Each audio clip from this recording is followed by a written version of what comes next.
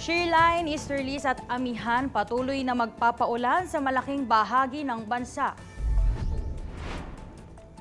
Ayon sa Pag-asa, makakaranas ng kalat-kalat na ulan at thunderstorms sa Aurora at Quezon dahil sa shearline.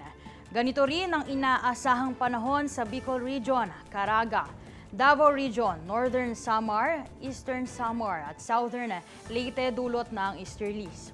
Nagbabala ang Pag-asa na ang katamtaman hanggang malakas na ulan sa mga nabanggit na lugar ay maaaring magdulot ng pagbaha at pagguho ng lupa. Samantalang northeast monsoon o amihan ang magdadala ng pag-ulan sa Cagayan, Isabela, Quirino, Nueva Vizcaya, Apayao, Kalinga, Mountain Province at Ifugao. Ang natitirang bahagi ng bansa ay makararanas ng pagbugso-bugsong ulan dahil sa shearline at localized thunderstorms.